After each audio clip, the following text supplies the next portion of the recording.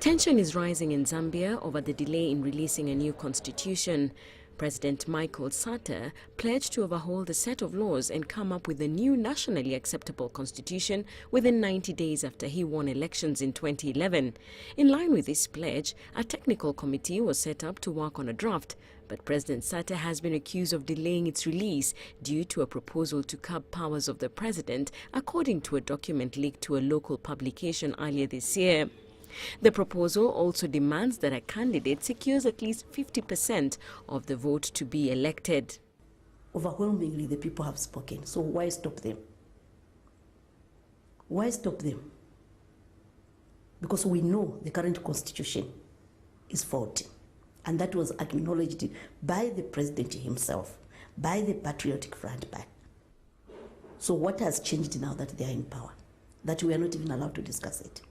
Sata swept to power on a Patriotic Front Party ticket on a platform to defend workers' rights, create jobs and pave roads. But over the years, the president has been accused of intimidation.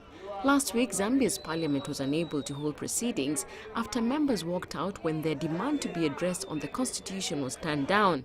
The government accuses the opposition members of derailing the process.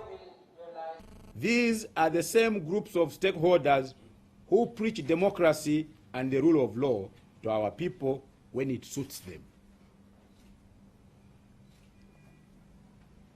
Until a new constitution is enacted, our three arms of government, that is the executive, the judiciary and the legislature, still rest on the provisions of the current constitution. The opposition on its part accuses the government of deliberately stalling the constitution's release in the interest of those in power. Basic civil liberties, freedoms of speech, to hold a conscience under the PF leadership is a crime. Citizens get detained for simply exercising their basic human rights. This is unacceptable. This is why we would like to bring about the new constitution and use the new constitution as a basis to bring about good governance, to bring about the rule of law, and also separation of powers.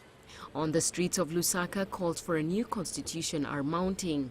The people of Zambia were promised a new constitution by the PF government. Actually, the actual time frame they gave is that 90 days after coming into power, they would deliver one.